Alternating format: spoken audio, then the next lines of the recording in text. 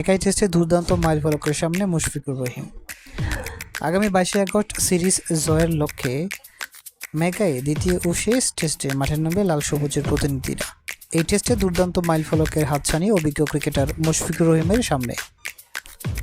Test ক্রিকেটে বাংলাদেশের হয়ে সর্বোচ্চ রানের রেকর্ড মুশফিকের দখলে।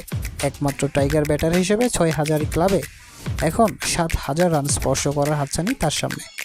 টেস্ট ক্রিকেটে মুশফিকের সামনে 104 ম্যাচের 191 ইনিংসে 6,842 রান, অর্থাৎ বাংলাদেশের প্রথম খেলোয়াড় হিসেবে এই সংস্করণের 7,000 ক্লাবে ঢুকতে তার দরকার আর মাত্র 158 রান।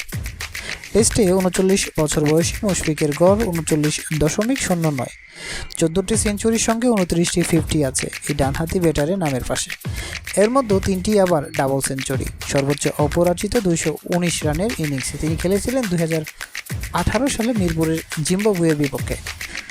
আর কোনো টাইগার ব্যাটারের 6,000 রান নেই সাদা পোশাকের ক্রিকেটে।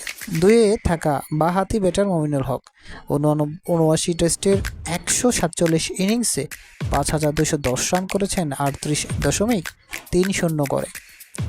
সাবেক ওপেনার ও বর্তমান বিসিবির সভাপতি তামিম ইকবাল এই তালিকায় 3 নম্বরে আছে। 70 টেস্টের 134 ইনিংসে 38.89 করে তার রান 5,134।